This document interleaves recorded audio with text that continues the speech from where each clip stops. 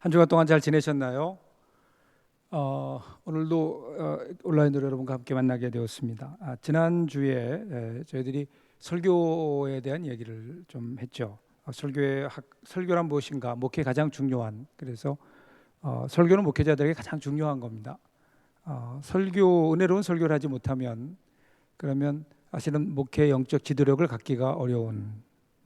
그래서 설교는 우리 사역자들이 가장 큰 관심을 가지고 공부해야 되는, 절대로 그냥 되지 않습니다. 그냥 이루어지는 것이 아니라 노력해야 되고, 그리고 공부해야 되고 훈련해야 됩니다. 좋은 설교자는 절대로 그냥 태어나지 않습니다. 훈련을 통해 만들어지기 때문에 그렇죠. 지난주의 마지막 부분에서 표절에 대한 얘기를 했습니다. 목회자의 윤리 가운데, 설교자의 윤리 가운데 가장 중요한 그 표절, 표절이라고 하는 것을 우리들이 생각하면서 우리들이 기억해야 되는 것 중에 하나는요, 그냥 표절이 절대로 남의 것은 보지 않는다가 아닙니다. 우리는 설교는 배워가는 겁니다. 설교는 들으면서 배우고 또 보면서 배웁니다. 그래서 설교는 분명히 누구에겐가는 배워야 되는 것이고 누구의 것인가는 참조를 해야 되는 겁니다. 그런 과정을 통해서 점차 이렇게 발전해 가고 성숙해 가는 거죠. 중요한 것은 그럼에도 불구하고 그런 과정에서조차도 다른 사람의 중요한 어떤 세상에서 지적 재산이라고 이야기하지만 우리는 어떤 연구와 어떤 그 과정을 통해서 되어진 이야기들, 결과물들을 그냥 우리는 마치 그것이 내 것인 것처럼 아무런 레퍼런스 없이 그냥 쓴다고 하는 것은, 그것은 이 세상에서도 표절, 도적질이라고 하는데 우리 신앙의 세계에서는 더 말할 것도 없겠죠. 그러므로 우리는 표절에 조심해야 됩니다. 그럼에도 불구하고 우리는 끊임없이 다른 목사님들의 설교집을 봐야 될 거고, 그 일을 위해서 다른 사람들의 책을 보아야 하며, 주석책을 보면서 나의 해석이 근거가 있는지를 우리들은 분명히 확인을 해야 됩니다. 이런 과정을 통해서 우리가 성숙해 갈 수 있고요, 결국 자기의 것으로 소화하는 것, 내가 나에게 적용하는 것, 이것이 중요할 것 같습니다. 그리고 또 하나는요, 우리들이 설교할 때 조금 더 신중할 필요가 있습니다. 어떤 자료를 사용할 때, 예화를 사용할 때, 그때 그것이 올바른 것인지, 과학적으로 아니면 어떤 지식적으로 올바른 것인지, 그것에 대한 일종의 더블 체크가 필요하죠. 지난번에 제가 얼마 전에 설교를 하고 났더니 저희 교회 함께 사역하고 있는 그 차준희 교수가 저희 교회 앱동 목사님으로 계시는데, 그분이 오더니 임 목사, 오늘 그 설교에 썼던 예화가 잘못됐어. 그렇게 얘기하는 거예요. 그래서 내가 그래, 뭐가 잘못됐어? 그랬더니 아펜젤러의 기도라고 하는 것 여러분 아시죠? 아펜젤러가 그 부활절에 우리나라에 그 제물방에 내리면서 거기에서 했던 기도다. 그런데 사실은 기도가 그 기도는 아니라 그래요. 저도 그때 처음 알았어요. 또 가만히 생각해보고 내용을 보니까 그런 것 같아요. 그 후대에 쓰여진 것인데 그것을 그냥 아펜젤러의 기도라고 이렇게 붙여 놓았다. 그러니까 그런 어떤 정확한 출처와 정확한 내용들, 과학적인 지식들을 우리들이 점검할 필요가 있다. 그래야 신뢰받는 설교를 할 수 있다. 그렇게 여러분, 설교자로서의 신뢰를 분명히 해야 되고요. 그 다음에 지난주에 제가 출석 체크하면서 설교는 하나님의 말씀인가? 라고 얘기했더니 거의 한 80%가 아닌 것 같다, 그렇게 얘기해요. 자, 여기서 우리가 앞으로도 공부해야 될 내용이지만, 설교가 하나님 말씀이 아니라면 우리는 왜 들어야 되는가? 왜 우리는 설교를 하고 성도들은 왜 설교를 들어야 하는가? 분명한 것은 그건 것 같아요. 우리가 설교를 하나님의 말씀이라고 자신 있게 이야기하지 못함에도 불구하고 기독교 역사를 보면 설교를 통해서 하나님은 이 땅에 하나님의 뜻을 전하셨고 사람들의 마음을 만지셨고 그리고 사람들을 치유하시고 일으키셨어요. 그래서 설교는 분명히 하나님의 말씀입니다. 하나님의 말씀이 선포되는 자리입니다. 이것을 위해서 우리가 해야 될 건 뭘까요? 최선을 다해서 오늘 성경에서 하고자 하는 그 이야기, 성경에서 하고자 하는 그 이야기와 내가 전하는 설교가 같은 방향인가 하는 것을 우리들이 분명히 확인해야 됩니다. 물론 완벽하지 못하지만 최선을 다해야 되고요. 그 위에 성령의 역사가 있어서, 성령의 기름 부으심이 있어서 성도들에게 들려질 때 그것이 그들의 마음에 하나님 음성으로 들려지도록, 하나님 말씀으로 그들 가운데 역사되어지도록, 그들에게 변화의 역사가 있도록 위해서 기도하고 믿는 마음으로 우리가 자신 있게 선포할 때 그때 거기에 하나님의 말씀으로 그들에게 들려지는 역사가 일어나게 되지요. 그럴 때 우리가 기억해야 될 게 있습니다. 그것은 내가 한 설교가 하나님 말씀이 아니라고 하는 겸손함입니다. 그것은 하나님께서 하나님의 자녀들에게 하나님의 말씀을 전하시는 통로로 그저 우리를 사용했을 뿐이지 우리 자체가 그게 하나님 말씀은 아니다. 그러므로 우리는 겸손해야 되고요. 어떤 분들이 그래요. 목사님, 설교 준비를 안 하고 어느 날 설교 준비를 못해서 그래서 그냥 강단에 올라가서 준비 안 된 채로 설교를 더 열정적으로 했더니 성도들이 더 은혜를 받고 좋아하던데요. 그렇게 얘기를 해요. 그래서 제가 그랬어요. 그것은 당신이 한 게 아닙니다. 하나님께서 하나님의 사람들에게 은혜가 필요하셔서 그러한 어떤 설교를 통해서 준비 안 된 설교지만 하나님께서 역사하셔서 그들에게 은혜를 주신 것에 불과하고요. 당신은 설교자로서 당신은 최선을 다하지 않은 겁니다. 하나님께서는 그것을 책망하실 겁니다. 그러므로 설교는요, 성도들이 은혜를 얼마나 받느냐 안 받느냐 이것으로 판가름 나지 않습니다.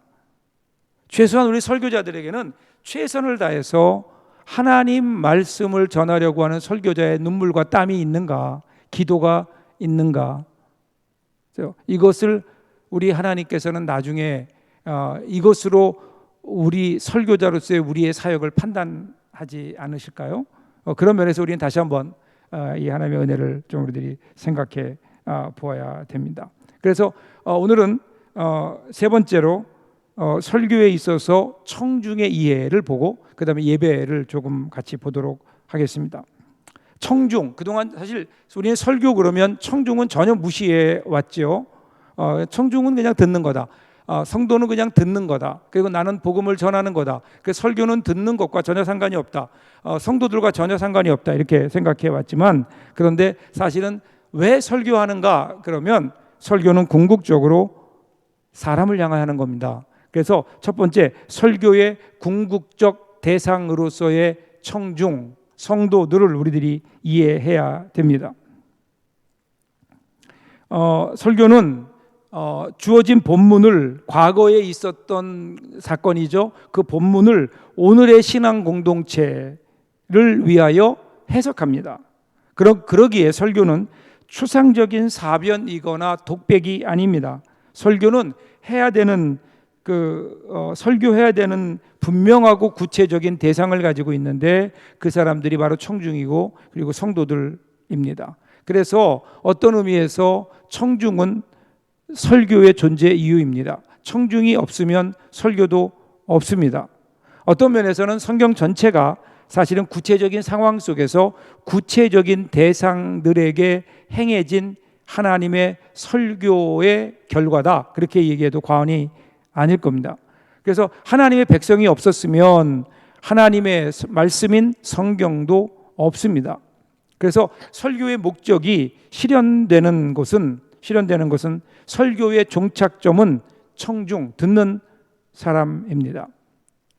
지금까지 종래에 설교자들이나 설교학의 관심이 무엇을 어떻게 설교할 것인가에 초점을 두었다면 이제는 누가 이 설교를 들을 것인가 하는 질문을 우리들은 다시 한번 신중하게 해야 됩니다. 왜냐하면 설교의 궁극적인 대상은 청중이고 그리고 설교가 청중을 향하는 궁극적인 목적은 청중의 변화이기 때문에 그렇습니다.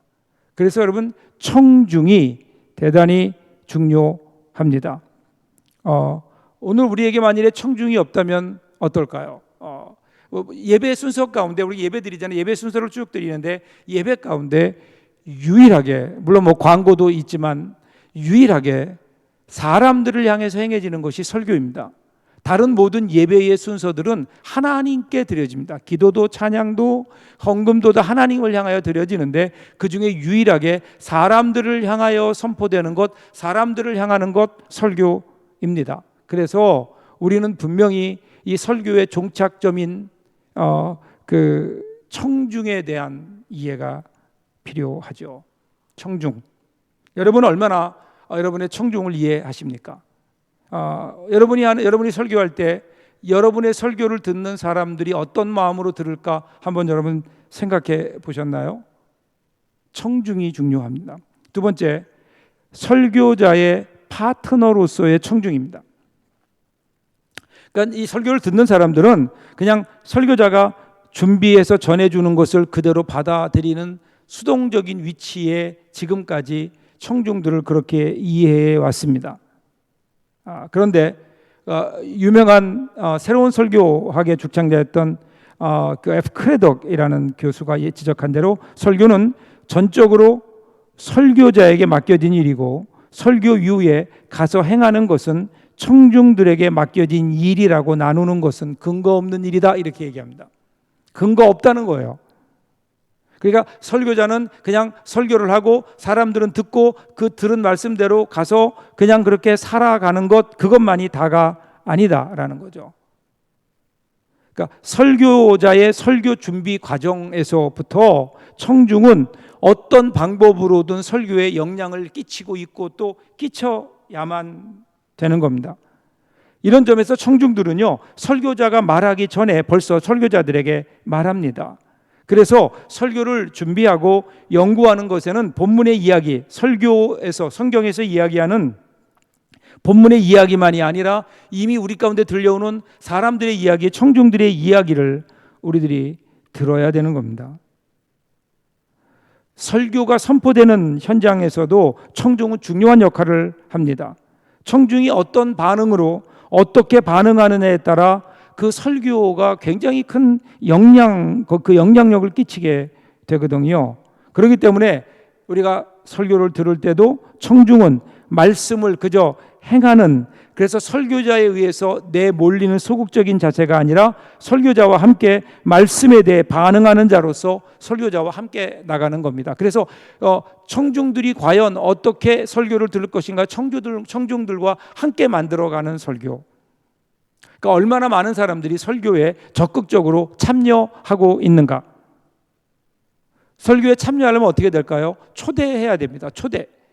초대는 어떻게 하는 걸까요? 하나님 말씀 안으로 초대해 가는 거예요. 그래서 그 성경 말씀 안에 서도록 그들을 초대하는 것, 여러분 이것이 사실은 설교이고, 그리고 청중들이 소극적인 것이 아니라 적극적으로 여기에 참여함으로 스스로 결론을 내리고 스스로 깨달아가고 스스로 말씀 안에서 답을 찾게 되는.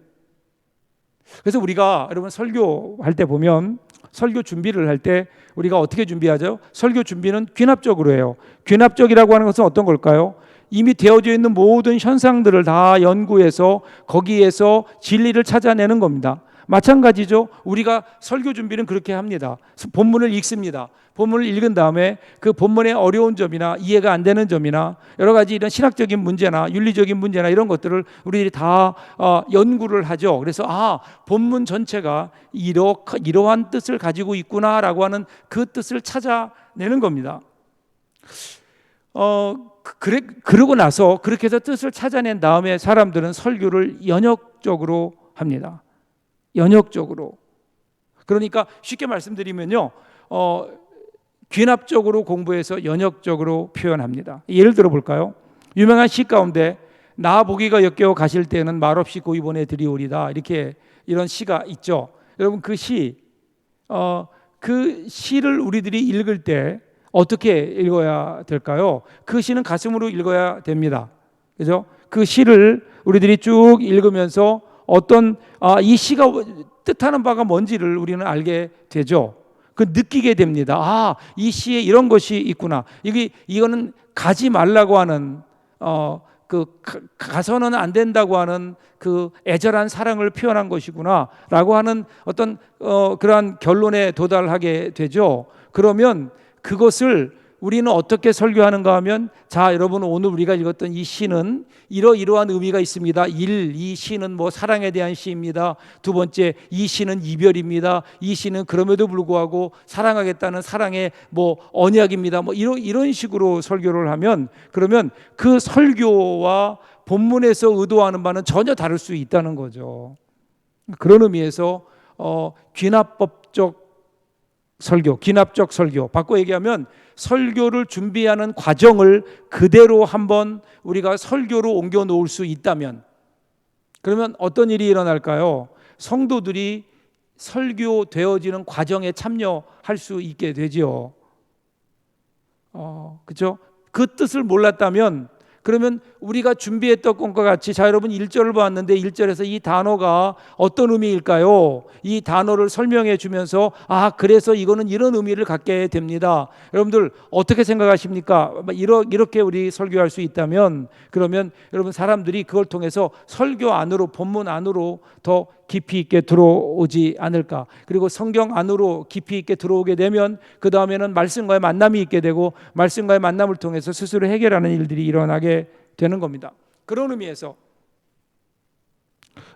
설교의 파트너로서의 청중, 그러니까 여러분들 설교자를 설교할 때에 그냥 청중들, 여러분 성도들을 그냥 당신들은 듣는 사람으로 그렇게 규정하지 말고 그들이 설교에 참여할 수 있도록 초대하고, 그리고 그렇게 되도록 여러분들이 유도하고 인도할 때, 그때 설교자와 청중이 하나가 되어서 하나님의 은혜를 경험하는, 거기에 거룩한 영적 교통 커뮤니케이션이 일어나게 되고, 거기에 하나님과의 말씀과의 만남의 역사가 일어날 수 있게 되는 거죠.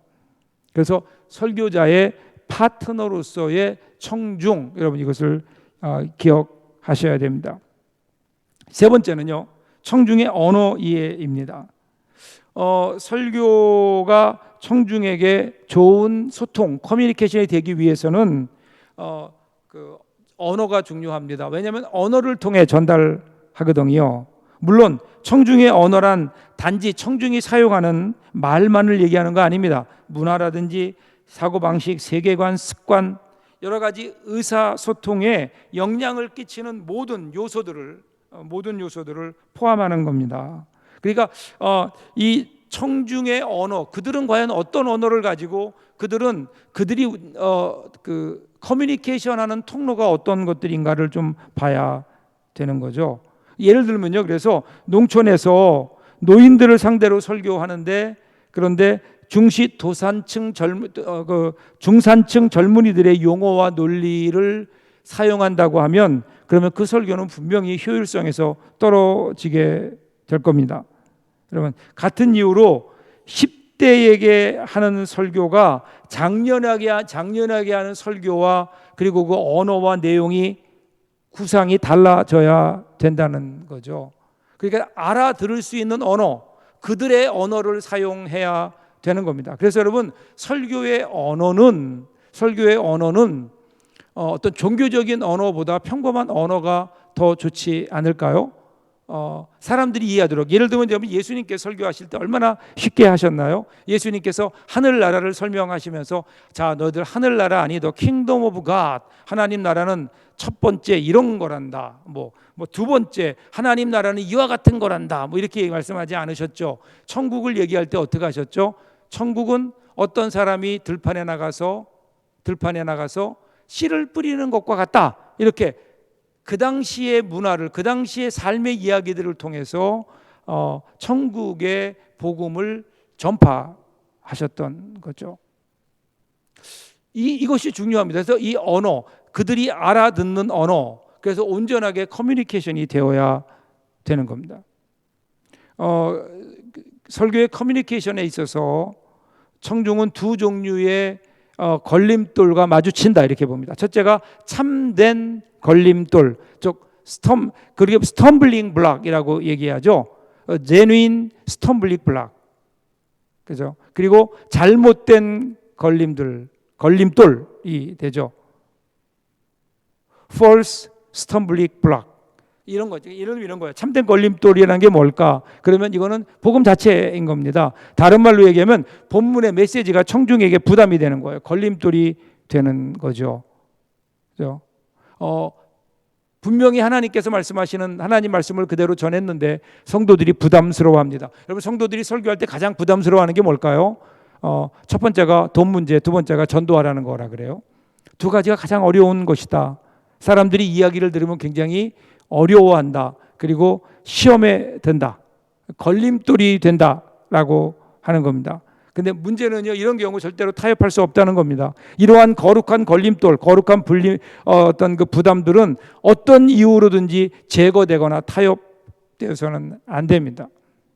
왜냐하면 이 메시지가 청중의 상황에 맞춰야 될 일이 아니라 청중이 메시지에 맞춰가야 되는 것이기 때문에, 그래서 이러한 참된 걸림돌을 우리 믿음으로 뛰어넘어야 되고요. 그런데 이보다 더 문제는 사실은 잘못된 걸림돌입니다. 이 잘못된 걸림돌이라는 것은 청중이 메시지를, 설교를 이해하는데 장애가 되는 요소들, 그러니까 청중으로 하여금 무슨 말인지를 몰라서 듣지 못하는 결과를 초래하는 요소들입니다. 설교자는 이러한 걸림돌들을 제거해야 될 책임이 있습니다. 설교의 상황화, 이것은 1차적으로 설교의 커뮤니케이션에서 이러한 잘못된 걸림돌의 제거 차원에서 이루어져야 되는 겁니다. 이를 위해서 설교자는 사용하는 어휘, 그다음에 표현법, 설교 진행 방식, 설교 스타일들을 아주 과감히 바꾸거나 아니면 여러 가지 그 되어지는 일들이 필요하게 되죠. 이 잘못된 걸림돌 혹시 우리에게 있는지, 우리가 가지고 있는 어떤 그 커뮤니케이션의 걸림돌들 때문에 설교를 들을 때 그것 때문에 그들에게 문제가 되고 그들의 마음이 다치고 있는 것은 아닌가? 잘못된 걸림돌들은 제거해야 된다. 오늘 여러분들에게 설교할 때 잘못된 걸림돌은 뭐가 있을까요? 여러분들 한번 찾아보시기를 바랍니다. 네 번째는요, 청중의 상황 이해입니다. 청중의 육신적, 영적 환경 상태에 대한 이해가 필요하다. 우리는 얼마나 성도들을 이해하고 있는가? 즉, 청중들이 원하는 것이 무엇인가? 필요한 것이 무엇인가? 설교자는요, 때때로 청중이 있는 곳에서부터 시작해라라는 그러한 충고를 받게 됩니다. 이는 설교자가 말하는 자인과 동시에 듣는 자임을 의미하는 것이고요. 설교자는 말하기 전에 먼저 들어야 되는 겁니다. 이 청중을 이해한다고 하는 것 대단히 중요한 거죠. 청중을 이해하지 못하면 그러면 사실은 설교가 효과적일 수 없죠. 여러분이 설교를 듣는 사람들은 어떤 사람들입니까? 보통 우리가 설교할 때 여러분 장년들을 쭉 놓고 설교하잖아요. 주일 예배 때 설교를 한다고 하면 그러면 우리는 언어를 그 어떤 포커스를 어디에 두고 설교를 해야 될까요? 어떤 언어를 사용해야 될까요? 극작가들의 이야기에 따르면 극작가들은 드라마를 쓸 때 그때 중2 수준에 놓고 한대요. 중2 수준. 그러니까 오늘 우리도 마찬가지 아닐까요? 설교도 중2, 중학교 2학년 학생이 듣고 이해할 수 있는 어휘 그리고 그러한 것들을 우리들이 사용해야 그래야 그들이 가장 보편적으로 이해할 수 있다 이런 겁니다. 그래서 여러분 청중에 대한 이해가 필요합니다. 청중에 대한 이해. 여러분 설교를 어떠세요? 여러분 설교할 때 여러분의 설교를 듣는 사람들이 설교를 얼마나 잘 들을까요? 100%로 놓고 볼 때 과연 몇몇이나 여러분 설교에 귀를 기울이고 있을까요? 한번 생각해 보세요. 그냥 내가 얼마나 설교를 어떤 내용으로 어떻게 할 것인가도 좋지만 과연 사람들이 그 설교를 어떻게 듣고 있는가?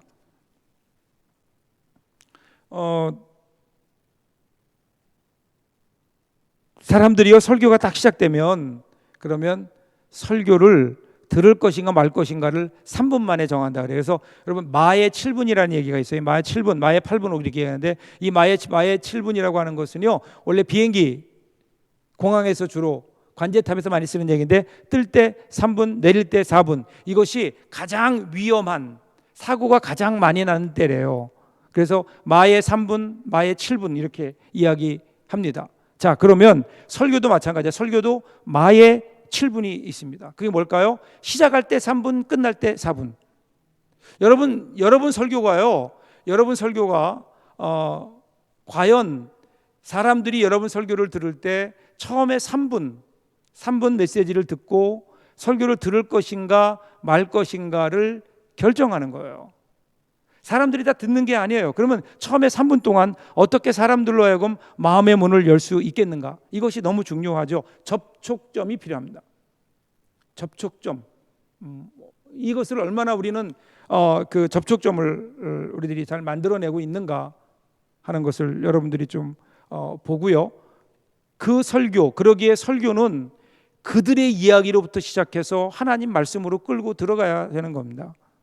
그래서 좋은 설교, 그리고 사람들로 하여금 결단 있는 설교, 은혜로운 설교를 하려고 하면 처음부터 나는 오늘 마태복음 몇 장 몇 절의 말씀을 가지고 이런 내용으로 설교를 하겠습니다. 이러면 이건 빵점이에요. 그러면 누가 그 설교를 듣고 싶겠냐고요. 그게 아니라 전혀 다른 것으로부터 시작하는 거죠. 여러분, 영화를 보면 영화 시작하기 전에 오늘 이 영화는 무슨 추리극으로서 범인은 누구이고 그런데 이렇게 해서 잡혀지게 됩니다, 이런 계율을 가지고 보십시오, 이런 영화 없잖아요. 영화는 어떻게 하나요? 전혀 다른 곳으로부터 시작합니다. 그 사람들로 하여금 관심을 전혀 원래 그 영화의 주제와는 상관없는, 영화의 내용과는 상관없는 곳으로 시작해서 사람들의 호기심을 가지고 그리고 영화 안으로 들어오게 만들어내는 거죠. 오늘 마찬가지입니다. 우리도 그래서 설교의 서론은 대단히 중요합니다. 그래서 제가 지난주에 말씀드렸죠. 설교를 준비하는 방법, 먼저 본론을 충분히 우리가 듣고 그리고 공부하고 그리고 우리가 내용을 우리 주석해서 하나님께서 이 본문을 통해 무엇을 전하실까를 우리들이 분명히 안 다음에 거기에 맞는 결론, 그리고 이 본론과 결론을 갈 수 있는 징검다리로서 서론을 우리들이 마지막에 작성한다 그랬죠. 그래야 올바른 설교가 될 수 있지 않을까요? 저는 이번 설교를 통해서 좋은 설교에 대한 얘기를 했습니다. 좋은 설교는 마치 창조의 작업과 같습니다. 하나님께서 말씀으로 빛이 있으라 자신이 빛이 있었듯이 오늘 이런 좋은 설교는 하나님 말씀이 선포될 때에 그때 어두움과 추위 가운데 있었던 사람들의 마음속이 따뜻해지고 거기에 빛이 있게 되고 거기에 새롭게 돋아나는 새로운 영적인 생명의 역사가 일어나게 되는 좋은 설교. 여러분, 그런 좋은 설교를 여러분들이 할 수 있기를 바랍니다. 이것이 설교입니다. 설교는 하나님의 창조 과정이다. 하나님의 창조와 같다. 오늘 하나님은 우리에게 그 일을 맡기셨어요. 그래서 사람들의 마음을 하나님의 말씀으로 새롭게 만들어 가라고요. 가꾸어 가라고요. 우리 말씀을 맡은 자로서 우리는 항상 이 하나님의 말씀을 전할 수 있도록 준비하는 그런 저와 여러분들이 될 수 있었으면 좋겠습니다. 설교 여기까지 하고요. 이제는 예배를 좀 보겠습니다. 예배. 21세기를 앞두는 한국 교회학의 새로운 지평이라는 주제인데요. 오늘과 다음 주까지 좀 보도록 하겠습니다. 여러분, 예배 많이 들으셨죠? 예배를 보면 한국 개신교 예배에 대한 평가가 있어요. 한국 개신교 예배에 대한 평가. 여러분 어떤지 같이 한번 생각해 보세요. 첫째, 한국 개신교의 예배는 열정적이다. 그런가요? 그렇죠. 열정적이면 틀림이 없습니다. 모이기를 힘씁니다. 모이기를 힘쓰죠. 한국 교회 예배에 대한 열정. 제가 미국에서 교회를 개척하고 목회하는데 제일 먼저 성도들이 요구가 새벽 기도하고 싶다는 거예요. 그래서 새벽 기도를 시작을 했죠. 미국 교회를 빌렸었는데 새벽 기도회를 시작을 했거든요. 처음에는 그 미국 교회 목사님이 열쇠를 내주면서 도대체 무슨 새벽에 기도를 하냐 그러더라고요. 근데 그 목사님 바로 앞에 사시는데, 앞에 그 아파트에 사시는데 그분이 새벽마다 보시는 거예요. 그리고 한 달, 두 달 새벽 기도가 진행되는데 5-6명의 사람들이 매일 교회를 나와서 기도하니까 나중에 그분이 와서 밥을 사시더라고요. 그러면서 자기를 위해서도 기도해 주고 자기 교회를 위해서도 기도해 달라고. 그만큼 한국 교회는 모이기에 힘쓰는, 새벽 기도회는 한국 교회밖에 없을걸요. 그만큼 열정적인 예배, 모이기를 힘쓰는 예배. 이러한 좋은 전통이 우리에게 있습니다. 이번 코로나로 인해서 이 좋은 전통이 혹시라도 깨지지 않기를 바라고요.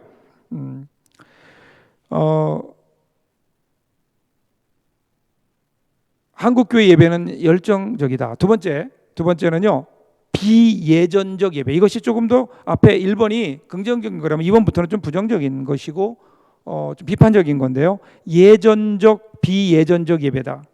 비예전적 예배라는 게 뭘까요? 여러분, 사실 우리가 드리는 예배, 한국 교회가 드리고 있는 소위 예배, 이 예배의 근원은 어디에 있을까요? 한국 사람들이 만들어낸 건 아닙니다. 이 한국 개신교 예배는 대부분 청교도 전통에 서 있던, 그래서 부흥운동과 어떤 전도 목적의 어떤 그 영향을 받은 부흥운동과 전도의 역점을 둔 집회의 순서가 그대로 한국 교회에 들어오게 되었습니다. 근데 그 예배에 그들이 드리는 이건 엄격한 의미의 예배도 되지만 집회, 그들이 모였던 그 집회의 순서의 목적은 뭐냐면 선교와 개종, 영어로 얘기하면 soul winning, 영혼을 구원하는 거, 영혼을 얻는 거 였기 때문에 모든 예배는 성경과 회심을 목적으로 한 전도 설교 위주의 단순한 예배가 한국 교회에 소개되고 그것이 예배의 다인 것처럼 한국 교회에 지금까지 전해지고 있고 전통이 되었다라는 겁니다. 그러니까 처음부터 예전적 예배는 배제되었습니다. 예전적 예배가 뭘까요? 예전적 예배는 하나님 앞에 나와서 하나님의 사람들이 하나님께 드려지는 예배. 예를 들면 이런 거죠. 거긴 4가지 중요한 파트가 있는데요. 예전 예배는 하나님의 부르심이 있습니다. 예배의 부르심, 그 다음에 말씀. 그래서 그 말씀을 보면 하나님 말씀이 선포되고 하나님 말씀이 읽혀지고, 그리고 하나님 말씀이 읽혀질 때는 구약과 신약과 복음서가 읽혀지고 그 중에 한 본문으로 말씀이 선포되고, 그리고 나서 그 말씀에 근거한 성찬이 집례되고, 성찬이 집례된 다음에 세상으로 파송하는, 이러한 어떤 교회 전통적으로 내려왔던 이러한 그 예전 예배가 소위 리터지가 한국 교회 안에는 없고, 그냥 그 안에는 무엇인가 하면 그냥 영혼을 구원하는 목적으로 되어진 전도 집회의 순서들이 한국 교회 안에 예배로 자리 잡게 되었다라는 겁니다. 그러다 보니까 예전적 예배가 소홀히 된 비예전적 예배. 세 번째는요, 성찬이 그러다 보니까 소홀히 될 수밖에 없죠. 여러분 교회는 성찬을 몇 번이나 합니까? 1년에? 요즘 들어서 조금씩 성찬을 많이 하긴 하는데, 그런데 우리나라의 성찬이 어려운 이유, 그거는요, 예배 순서 자체가 하나님께 드려지는, 이게 좀 다르죠, 여러분? 하나님의 사람들이 모여서 하나님께 드려지는 어떤 제사로서의 예배, 아까 얘기했던 리터지, 예전적 예배라기보다 아직 복음을 모르는 사람들의 복음을 전하고 그들이 회개하고 하나님께 돌아올 수 있는 그 어떤 전도 집회적인 성격이 강한 예배 순서이기 때문에 자연히 성찬과는 어울리지 않는 거예요. 그러니까 많은 교회가 성찬을 시작하면 그러면 또 하나의 예배를 드리는 것 같은, 물과 기름처럼 서로 이렇게 빙빙 도는, 어울리지 못하는, 그러다 보니까 성찬이 소홀히 되고 심지어는 천대받는. 근데 여러분, 성찬은 대단히 중요한 겁니다.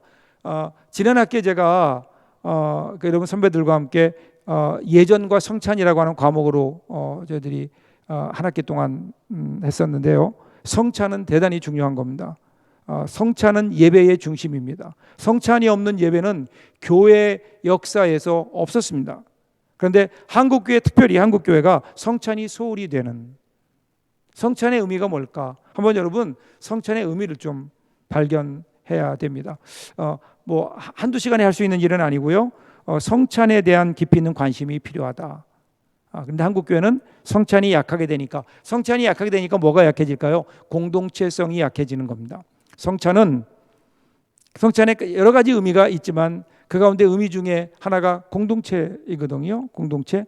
여러분 이번 코로나 기간 동안에 온라인 예배를 드렸지만 온라인으로 할 수 없는 것이 성찬인 거예요. 물론 저희 교회도 온라인으로 성찬까지 하긴 했어요. 그런데 그건 그냥 임시적인 것이, 진짜 성찬은 참여해서 함께 먹고 마시는 거예요. 한 공동체가 식구가 되는 겁니다.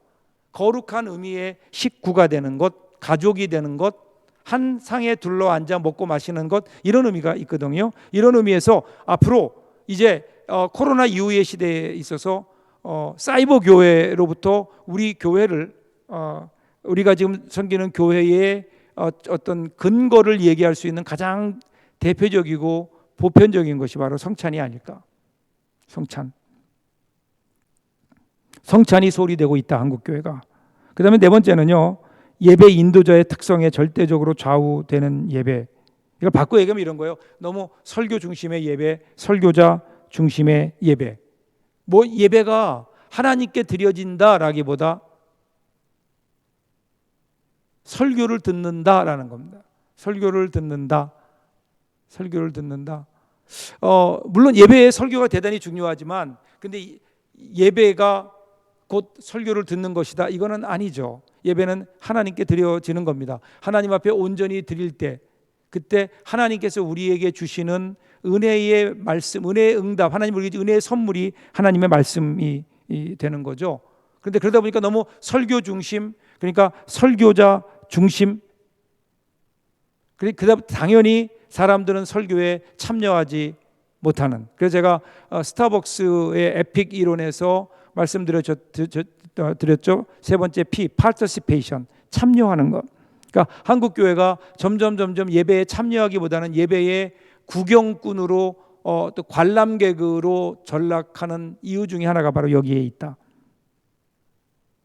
근데 다섯 번째는 공중 예배가 아닌 예배의 사유화, 이렇게 얘기합니다. 그러니까 퍼블릭 월십이 아니라는 거예요. 그러니까 아까 얘기했죠. 한국 교회의 예배의 초점이 복음 선포에 있고, 이것이 개인의 회심과 구원에 상당한 초점이 맞추어졌기 때문에 어떤 교회의 대중성 혹은 공동체성보다는 개인의 경건적 형태로 받아들여지는 경우가 많습니다. 여러분, 저는 이것을 어디서 보냐면요, 우리가 지금 가지고 있는 찬송가가 있잖아요. 찬송가 620장인가요? 뭐 이렇게 있죠. 찬송가가 있는데 그 찬송가를 보면 공동체, 나눔, 공동체, 이러한 주제로 된 찬송이 있는가? 없어요. 뭐 기껏해 뭐 사랑하는 주님 앞에 형제자매 한 자리에, 이거 외에 뭐가 있을까요? CCM도 마찬가지예요. 새롭게 나오는 복음성가나 CCM을 봐도 역시 마찬가지로 거기에도 보면 공동체성, 함께 부르는 노래, 우리가 공동체임을 확인하는 노래는 거의 없어요. 그냥 개인의 영적인 어떤 감성, 영적인 열정, 기도와 눈물과 참회와, 이것은 찬송가들이 너무 많은데, 그런데 공동체가 함께 고백하고 공동체가 함께 할 수 있는 찬양이 없어요. 그걸 보면 한국 교회의 현실이 그대로 드러나게 되는 겁니다. 여섯 번째는, 그러다 보니까 방향 없는 토착화가 이루어졌다. 쉽게 얘기하면 샤머니즘적인 요소가 깊게 관여되고 기복 신앙이 자리 잡게 되었다. 여러분, 한국교회 신앙을 보면요, 한국교회 신앙을 보면, 특별히 한국교회 예배도 보면, 그 예배가 뭔가, 그러면 예배는 먼저 하나님께 드려져야 되는 것임에도 불구하고 예배는 하나님께 무언가 은혜를 받는, 그래서 그러다 보니까 예배의 본질을 우리들이 잃어버리게 되는 기복적인 신앙. 그러니까 내가 예배에 나온 이유도 어떤 하나님께 나의 고백을 드리고 하나님께 나의 찬양을 드리고 하나님과의 만남을 통해서 되어지는 것이 아니라 그냥 내가 무언가 하나님께 받기 위해서, 그래서 끝난 다음에 무언가 마음속에 나에게 주어지는 게 없을 때 그때 우리는 예배가 은혜가 없어 뭐 그런 얘기 하잖아요. 근데 여러분 예배에 은혜가 없다는 게 말이 될까요? 또 하나는 여러분 용어 정리해야 돼요. 우리가 예배를 얘기하면서 예배는 드리는 것도 아니고 보는 것도 아니고 예배의 정확한 언어는 예배한답니다. 예배는 동사입니다. 예배는 명사가 아닙니다. 그러니까 예배를 드리는 게 아니에요. 그냥 예배하는 거예요. 그래서 앞으로 여러분 우리가 얘기할 때 하나님께 예배한다. 그래서 요즘 많이 바뀌어지고 있죠. 예배합니다. 예배합니다. 예배하는 거예요. 7번째, 신학적 원칙이 결여된 예배다. 신학적 원칙이라는 게 뭘까? 그냥 그때 따라서 설교의 주제가 정해지는 거예요. 여러분은 어떻게 설교하시나요? 설교 1년 동안 설교할 때 그 설교를 어떻게 준비하고 계시나요? 그러니까 한국 개신교의 예배를 보면 성서 일과라든지 렉셔너리죠. 쓰여진 기도문 같은 거 사용하지 않습니다. 그냥 설교는 설교자의 영광과 취향에 따라 형성되고 본문도 그때 설교자의 선택에 따라 달라지고 심지어는 회중 기도, 그 대표 기도도 기도자 자신의 신앙적 이해에 따라 그 기도가 마음대로 막 이렇게 기도를 하게 되는 거죠. 그러다 보니까 어떤 신학의 일관성이 없는 예배의 신학, 우리들이 그것을 우리가 좀 보아야 하지 않을까요? 신학적 원칙이 결여된 예배. 마지막 8번째는요, 경직된 예배, 혼란한 예배입니다. 한국교회 예배는 그러다 보니까 양극단적인 양상을 띠게 되는데, 한 양상은 유교적 역량과 초기 선교사들의 청교도적 성향이 만들어낸 보수적이고 율법적이고 형식적인 예배, 엄숙한 예배 소위. 반면에 한국의 샤머니즘의 영향을 받은 부흥회에 근거하게 된 그러한 어떤 열광적인 예배, 그죠? 그런 예배들, 혼란스럽게 될 수 있는 은사 중심의 예배, 뭐 이런 예배들이 한국 교회에 일어나게 되면서 이제는 건강하고 어떤 중보적인 그리고 성경적인 예배를 우리들이 찾아내고 준비해야 되겠다. 이러한 그 움직임들이 이걸 가리켜서 예배 개혁이라고 얘기하죠. 예배 개혁, 그죠? 월십 리뉴얼, 교회의 예배가 바뀌어야 된다. 예배가 바뀌어야 돼. 그래서 이러한 우리가 현재 지금까지 들어왔던 예배에 대한 문제점, 이런 문제점들을 해결하려고 하는 노력들이 사실은 이제 20세기에 혹은 21세기에 들어와서도 계속되고 있죠. 그 가운데 보면 이 예배의 종류 가운데 보면 첫 번째가 Seekers Worship이 있어요. 구도자의 민감한 집회. 구도자의 민감한 집회. 이게 첫 번째 현대 예배의 종류와 특징의 첫 번째입니다. 여러분 20세기 말에 들어와서 서구 교회, 특히 미국의 몇몇 교회들을 중심으로 불신자들에게 예배의 현장에서 복음을 접하게 하기 위해서 새롭게 마련된 집회가 바로 구도자 예배, Seekers Worship입니다. 대표적인 게 미국의 윌로우 크릭 커뮤니티 철치, 그 다음에 또 하나는 새들백 교회입니다. 새들백 교회. 그래서 교회 예배가 우리들만 해야 돼. 믿는 사람마다 예배가 아니라 이 시대를 향한 어떤 믿지 않는 사람들도 드릴 수 있는 예배를 만들어 보자. 이것은 아마도 예배의 경직성, 형식적인 예배, 교회 안에서의 예배에 대한 어떤 엔티로 나온 것이 아닐까. 새들백 교회 담임 목사님 릭 워렌 목사님이 구도자 예배의 3가지 요소를 이렇게 얘기해요. 첫째, 믿지 않는 사람들을 사랑과 존경으로 대하는 것. 두 번째, 예배를 그들의 필요에 연결시키는 것. 세 번째, 실제적이고 이해하기 쉬운 방법으로 말씀을 나누는 것. 그래서 여러분들 윌로우크릭 교회나 아니면 새들백 교회를 보면 그러면 그들은 모든 것들을 초점을 거기에 두게 되죠. 예배 순서도 거기에 따라서 만듭니다. 예배 환경도 그래서 마치 무슨 음악당과 같이 아니면 무슨 오디오토리움과 같이 예배도 만들고요. 그들의 취향에 맞는 새로운 악기들, 현대 악기들을 사용하게 됩니다. 그리고 윌로우 크릭 교회의 예배를 보면 단순하죠. 밴드의 전주, 환영 인사, 그 다음에 뭐 보컬 듀엣, 드라마가 나오고요. 그리고 나서 그 간단한 설교, 그리고 나서 토론과 교제 뭐 이런 식으로 이렇게 이어지게 됩니다. 그러니까 전혀 예배의 형식과는 다른, 마치 무슨 이렇게 그 무슨 그 예능 프로그램 같은 그런 모습으로 이러한 예배를 준비하는데, 이 예배에 대한 호불호가 분명히 있죠. 이에 대한 평가는 어떻게 내릴지 모르지만, 그러나 세상을 향한 관심, 이를 통해 미국 교회의 새로운 부흥의 역사가 일어났다. 이것은 우리들이 무시할 수 없는 겁니다. 그러니까 오늘도 우리가 사실은 예배를 드리면서 기억해야 되는 것은, 이 예배가 우리만의 예배가 아니라 아직도 예수님을 알지 못하는 사람들에게도 드려질 수 있는 예배, 이런 예배들이 교회 안에 분명히 자리 잡아야 된다는 거예요. 전체 예배는 그렇지 않더라도 이런 예배들이 교회 안에 있어야 하지 않을까, 이런 노력들이, 이래야 사실은 우리가 우리의 어떤 선교적 과제를 완성할 수 있죠.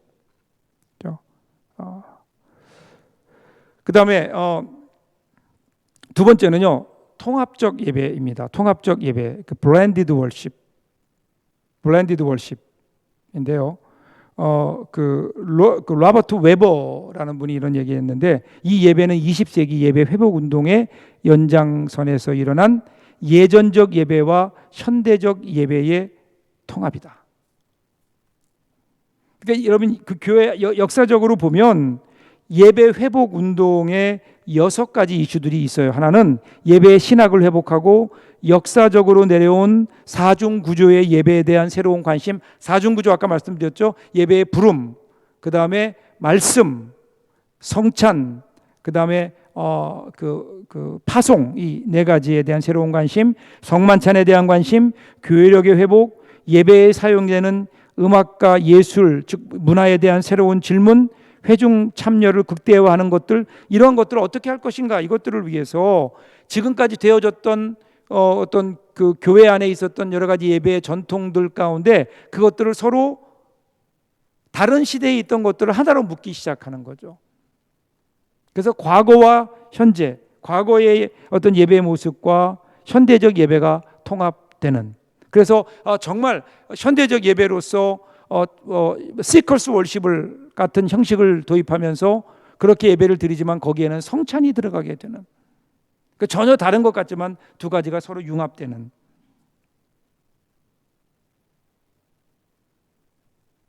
그 세 번째는 대안 예배입니다. 대안 예배. 이 예배는 아직 한국 교회에 구체적으로 소개되지 않았지만 스스로 만들어내는 예배인 거예요. 스스로 만들어내는 예배.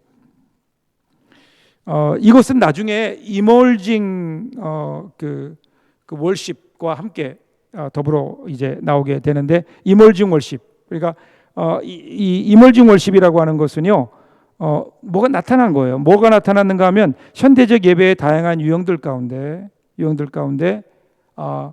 가장 폭발적인 성장을 보인 것이 바로 구도자 중심의 예배였어요. 아까 말씀드린 구도자 중심의 예배. 그런데 이 영향력이 그 베이버 부머 시대로 끝났지 다음 세대로 이어지지 못했습니다. 이어지지 못하고 오히려 그 다음엔 시들해졌어요. 이런 가운데 이렇게 시들해져가는 교회의 현실을 보면서 소위 댄 킴볼이라는 사람에서 주도된 예배가 나오는데, 이것이 이머징 철치입니다. 이머징 철치는 일종의 대안 예배의 기초를 두기도 했는데요. 4가지 기초를 이렇게 얘기합니다. 첫째, 개인 기도와 팀 기도를 가장 우선에 두어라. 두 번째, 교회가 있는 지역 현장과 상황을 평가하라. 셋째, 당회를 비롯한 여러 교회의 여러 재직들 모임, 담임 목사를 비롯한 전체 사역자, 직원에게 이르기까지 포스트 마더니즘과 새로운 예배 형식이 왜 필요한가에 사전 교육하라. 네 번째, 새로운 예배를 위해 헌신할 기본 팀과 리더를 결정하라. 뭐 이러한 어떤 내용을 가지고 이제 시작을 하는데요. 이멀징 예배의 특징은 히스토리, 역사와 독창성입니다.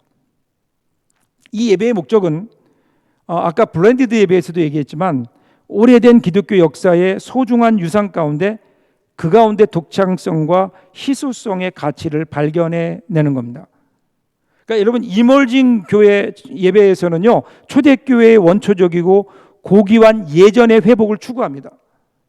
그러면서도 동시에 자유롭고 개방적인 틀 안에서 전통적인 예전과 찬양을 도입하고 그리고 새로운 음악들을 새로운 어떤 문화적인 접근을 시작하면서 하나님의 임재를 경험하도록 하는 겁니다.